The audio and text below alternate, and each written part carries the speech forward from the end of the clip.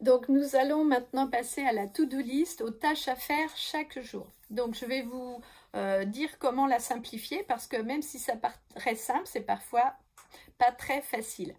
Donc, vous avez téléchargé planification et vous avez donc mis en place déjà une organisation en partant sur une planification sur 3 mois, ensuite sur 1 mois, et ensuite sur une planification hebdomadaire.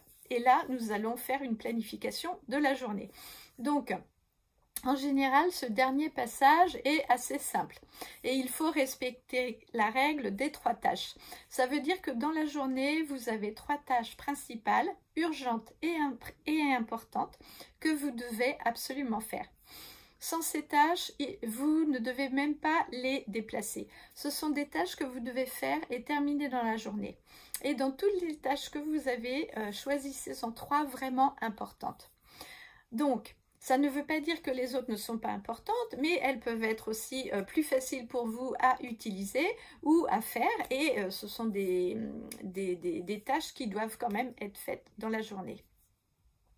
Donc, moi, je conseille vraiment de prendre donc votre planification et de regarder et de mettre dans les horaires de la journée à quel moment vous devriez les faire et combien de temps cela va vous prendre. Donc, en regardant les choses différemment, vous allez voir que dans la journée, il y a parfois en fait des choses qu'il faut aussi mettre en place, les pauses, le moment de déjeuner et faire des pauses entre les activités importantes. Donc aujourd'hui, voilà, vous allez avoir 3 tâches à mettre en place. Pensez de bien noter le nombre de temps que cela va vous faire et cela va vous prendre, et donc après vous saurez un petit peu comment justement les gérer si vous avez besoin de les refaire.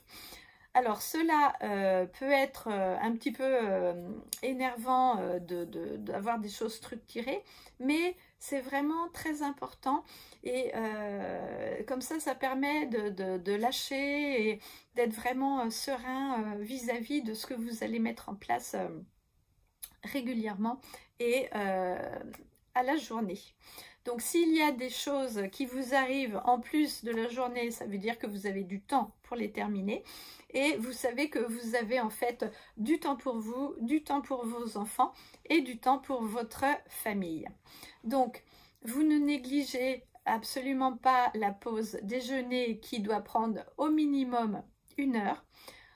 Prenez 15 minutes de temps en temps pour faire un café, pour faire un thé. Et surtout si vous travaillez chez vous, parfois on oublie de faire certaines choses parce qu'on préfère lancer une machine ou passer l'aspirateur ou faire le ménage ou ranger les chambres. Donc ça, ce sont des tâches aussi à planifier dans votre organisation. Donc, prenez bien le temps d'anticiper. Moi, j'ai aussi un téléphone qui sonne très régulièrement. Je mets 1 demi-heure à chaque fois parce que aussi notre concentration, au bout d'un moment, se perd. Donc, toutes les demi-heures, je sais que je peux changer d'activité, ce qui me permet d'avoir plus d'énergie pour revenir à telle ou telle tâche, ou parfois j'ai fini ma tâche et j'en suis tout à fait satisfaite. Donc, à chaque fois, sachez que vous ne devez pas trop reporter les tâches que vous n'avez pas faites dans les autres jours de la semaine.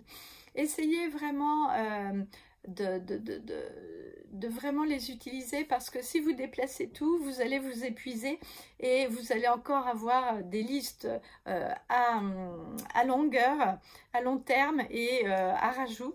Et en fait, bah voilà, ce sont des choses qui seront dommages pour vous. Sinon, il y a parfois des jours où rien ne va, c'est-à-dire que vous allez essayer d'appeler telle ou telle personne, tel organisme, et personne ne répondra parce que voilà, c'est comme ça. Et j'ai remarqué que bon, bah ce jour-là, vaut mieux lâcher et y revenir le lendemain. Et le lendemain, ça marche beaucoup, beaucoup mieux.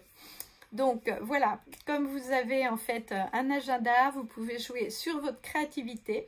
Pensez à mettre des couleurs, vous avez des outils merveilleux aujourd'hui, vous avez de quoi faire quelque chose de très pratique, vous avez de quoi faire un calendrier ou un agenda ou une planification exactement comme il vous convient.